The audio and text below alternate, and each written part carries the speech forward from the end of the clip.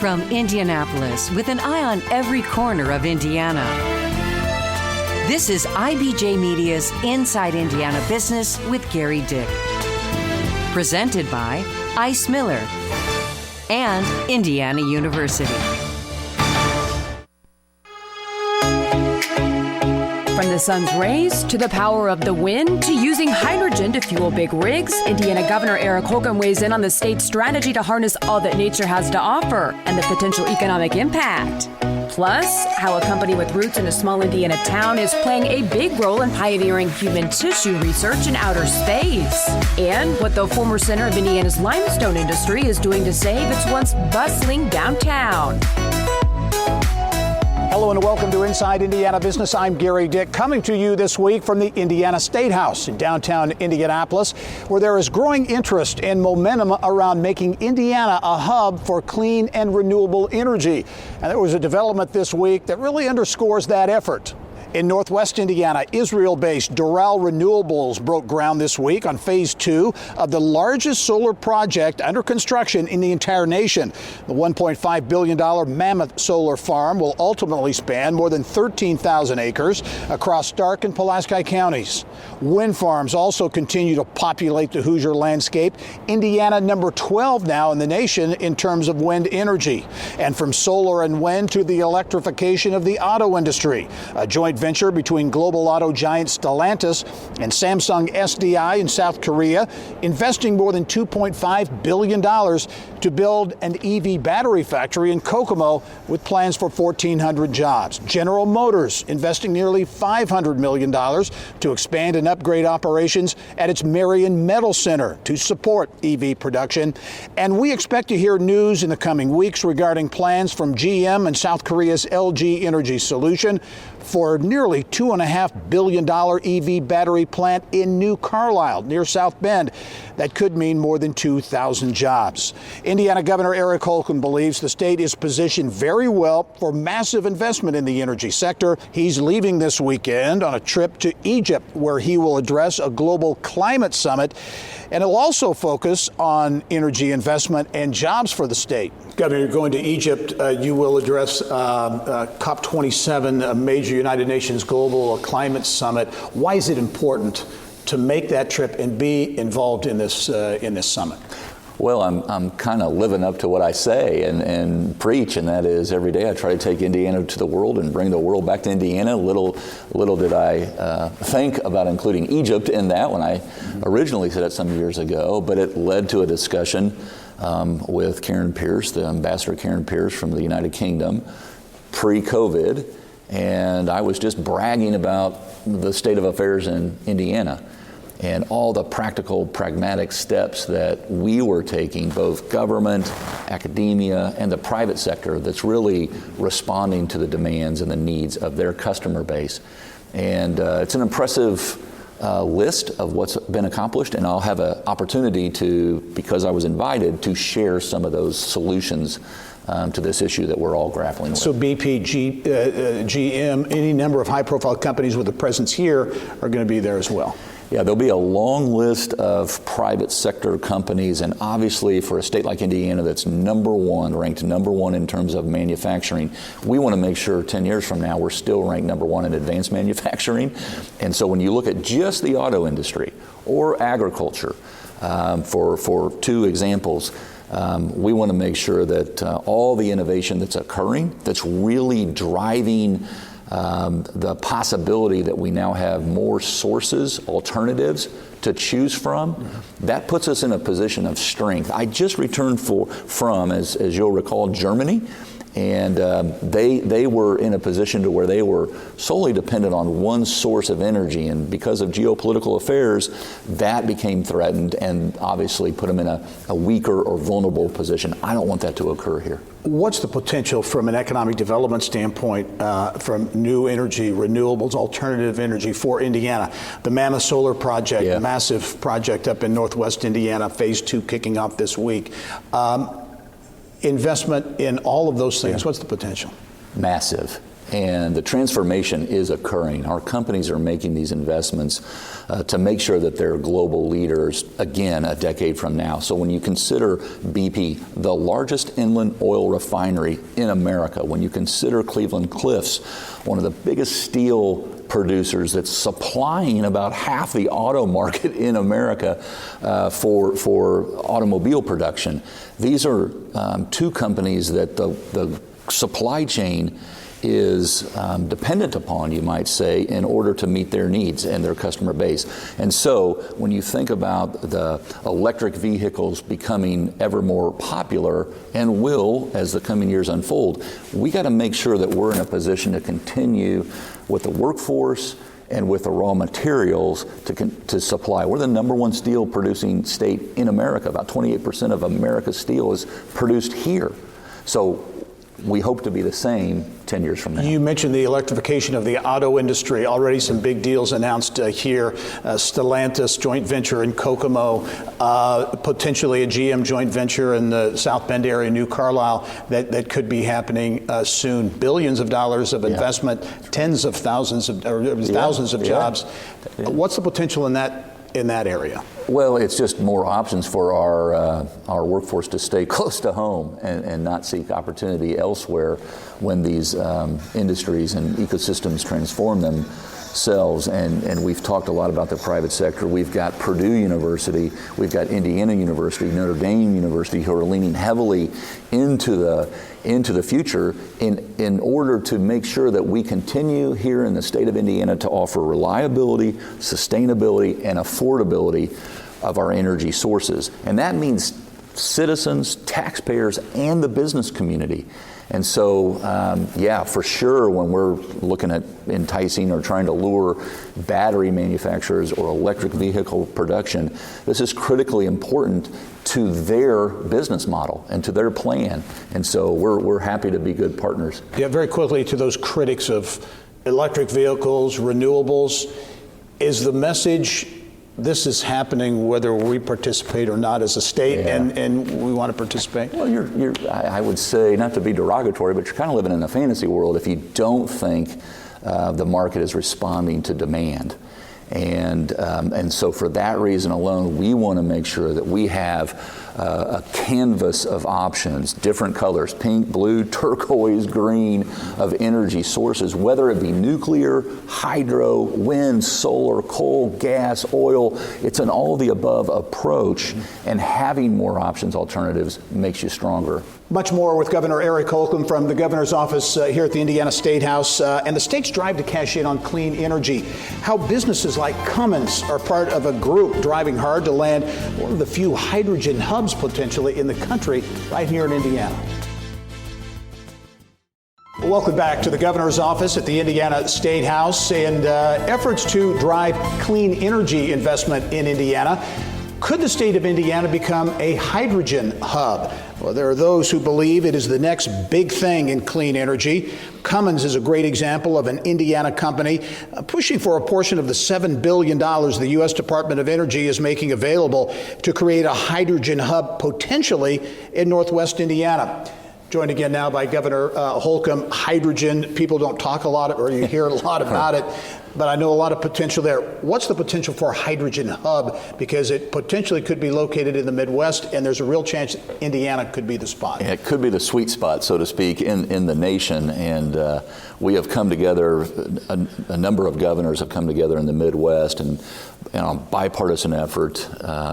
So Illinois, Indiana, Michigan, Ohio, states that we touch, that all have access to Lake Michigan, and the Great Lakes representing about 22%, 23% of the world's freshwater supply, puts us in a really strong position to capitalize off this. It will require governments, local, state, federal government partnership. It will require academia leaning into this, but having a hub located close to BP, America's largest inland oil refinery, and Cleveland Cliffs, one of the bigger steel producers in our nation, critically important to the auto industry. This is not just important to Cummins, and it is. They've been leading on this front for a long time.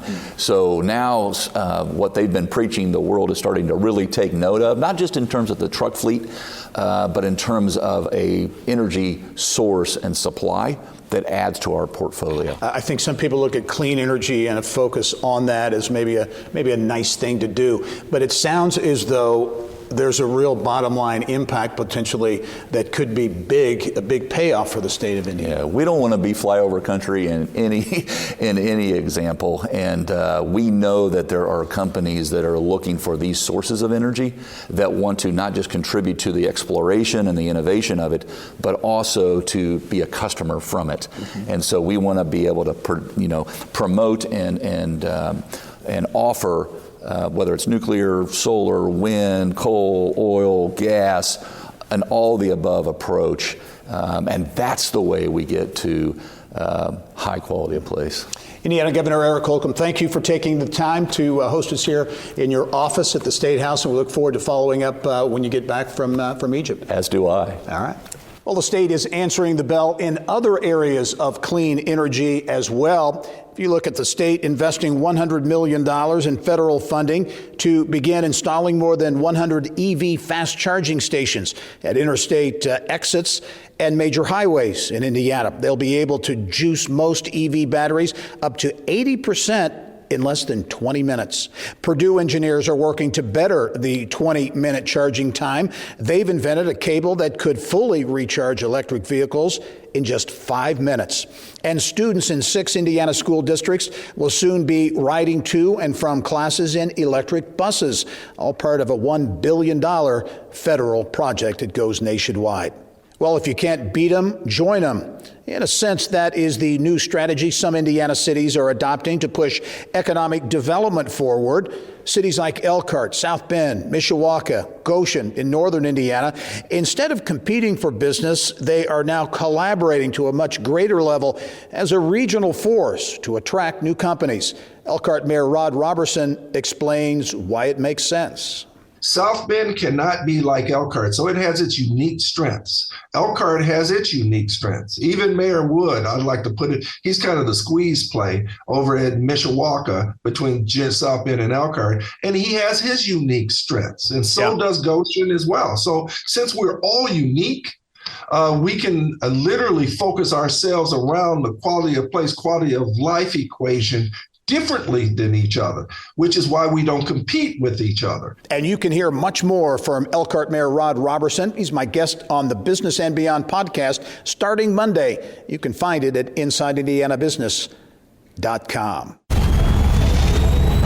Well, up next, the tie between a business that started in tiny Greenville, Indiana, and health research in outer space, the potential impact on human transplants. I'll join Business of Health reporter Kylie Valletta back in studio for that story when we come back.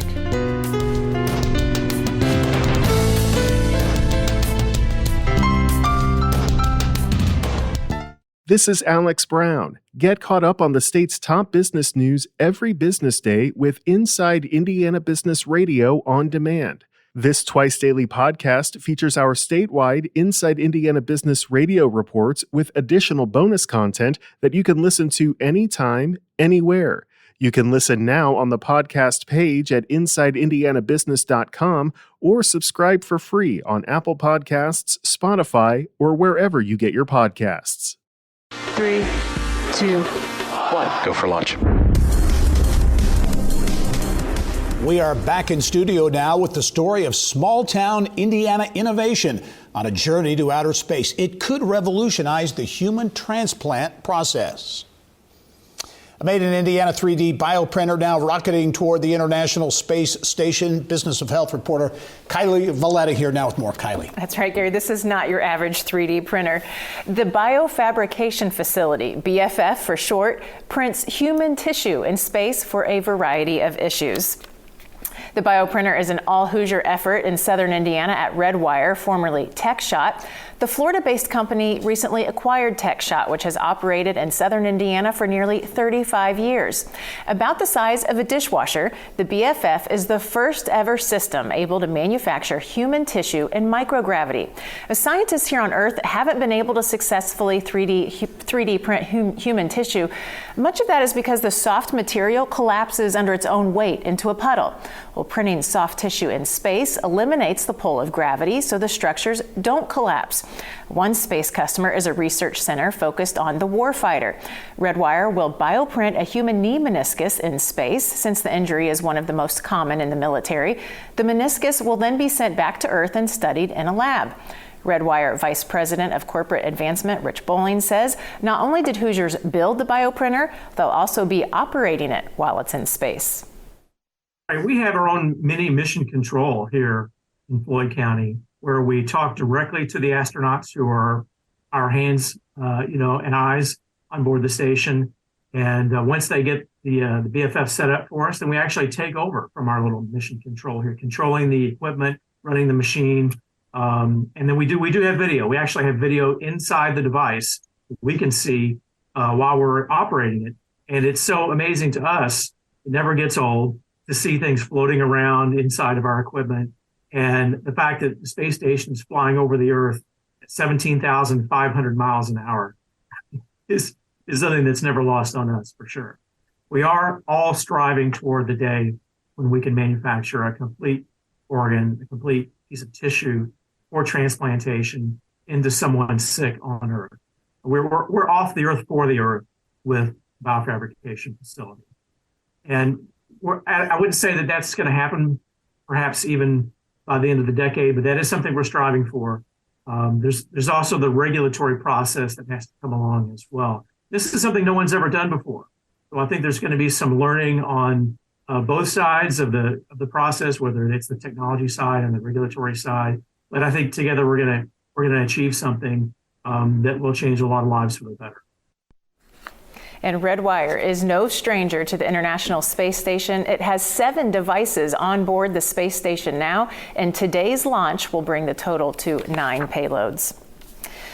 A new study by a health policy researcher shows the economic burden of untreated mental illness in Indiana is higher than the value of corn produced in the Hoosier State.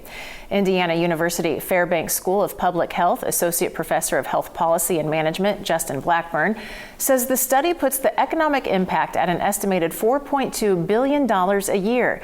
The Indiana State Department of Agriculture puts annual corn sales around $3.2 billion. The team of researchers says 1 in 5 people in Indiana experience some sort of mental illness each year, but often do not receive treatment. The report shows the largest cost at more than $1.4 billion per year was premature mortality. Productivity losses were estimated to cost $885 million, and direct health care costs added up to about $708 million each year. Those are some huge numbers, and it really hits home when you compare it to Indiana's corn crop. Right, I think that resonates with Hoosiers. Sometimes these numbers stories, you get lost in the numbers, so it's good to make a comparison there. Yeah, let's go back to the printer, 3D printer, which is mind-boggling. Ultimately, and zero gravity is the key, right? And he mentioned, the ultimate goal is to print transplant organs. And he's actually, you're seeing him here. He's the one kind of scampering up the wall. That was on a test flight where he got to experience microgravity, and he said it gives you a true appreciation of the phenomenon that it is and what you can do with it. But the transplant organs, what's fascinating is they can print them better in space, because if you think of a heart, it has hollow chambers.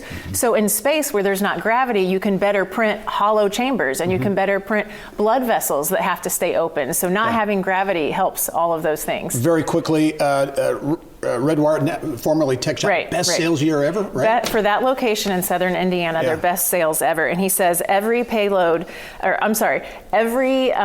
cargo ship they have going to the International Space Station in the foreseeable future has a Redwire payload on it. So things are continuing to go well. Indiana innovation. Kylie, thanks.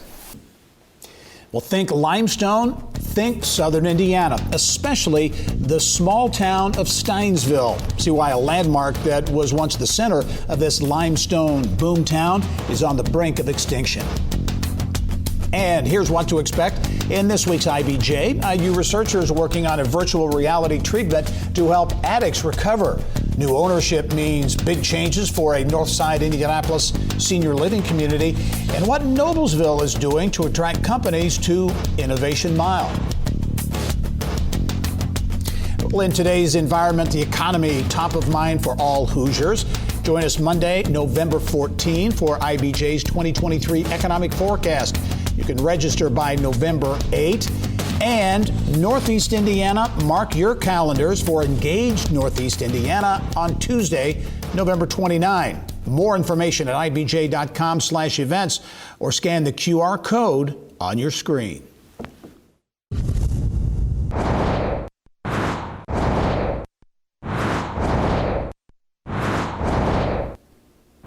Here's what's making news now around Indiana. Well, most regard Bedford as the limestone capital of the world, but the town where it all started, the focus of this week's Endangered Indiana series, here's Mary Rachel Redmond. Southern Indiana is synonymous with limestone. But what many don't know, this tiny Hoosier town was actually the heart and the start of the state's limestone industry. So Steinsville had one of, if not the first limestone industry in the state, and started as early as the early 1850s. And so they supplied a lot of the limestone for buildings around the state of Indiana and beyond. It's easy to see the mark of Steinsville's limestone history in the 5 buildings that line Main Street. Steinsville's downtown, their commercial buildings, there's only 5 of them in total. One of them is privately owned and not part of our 10 most endangered. The other 4 have all been vacant for at least 25 years. The 4 commercial buildings don't look bad from the front, but you walk around to the back and it's a completely different story. Crumbled brick and pieces of limestone like this show just how serious the deterioration of this once booming piece of Hoosier cityscape really is. Just last year, the city of Steinsville offered $1 for the block of 4 to anyone who could stabilize or restore them. But unfortunately, they didn't get any interest. But Indiana Landmarks tells me they're optimistic that they'll drum up new interest, putting it on their 10 most list for the second time since the early 90s. These tangible reminders, right? These buildings that then also had the stone carvers who created the facades, the stone blocks that make up what you see today in Steinsville. I think that's something not only to be remembered, but to be sort of continually used as part of our active lives as we try to put an active use to these buildings again, and that they still see active use in Steinsville in the 21st century. Mary Rachel Redmond, Inside Indiana Business. All right, Mary Rachel, thank you. Well, Thrive West Central Indiana has released an analysis of the housing market in the 7-county region, and it paints a pretty grim picture. The Economic Development Organization says the region has aging homes, a mismatch of supply and demand, and very little new construction. The report analyzed the housing status in Clay, Montgomery, Park, Putnam, Sullivan, Vermilion, and Vigo counties. Thrive says the situation presents a challenge for businesses trying to recruit and keep employees. The Marshall County Economic Development Corporation has announced President and CEO Laura Walls is stepping down. She was hired to lead the organization in December of 2020. The organization has appointed project manager Greg Hildebrand as interim executive director.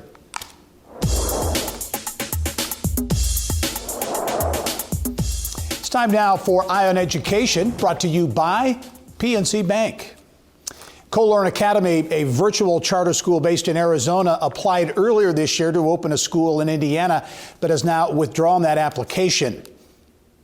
As reported by Chalkbeat, the academy wanted to expand to Indiana using its model of offering parents cash to purchase curricular materials, but that kind of enrollment incentive is illegal in Indiana.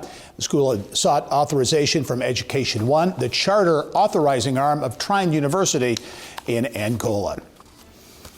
That's all the time we have for this edition of Inside Indiana Business. Thanks for joining us this week. Go out and make it a successful week. Thank you for listening to the Inside Indiana Business Television podcast, Remember, you can get the latest business news from every corner of the state at InsideIndianaBusiness.com. I'm Gary Dick. Go out and make it a successful week.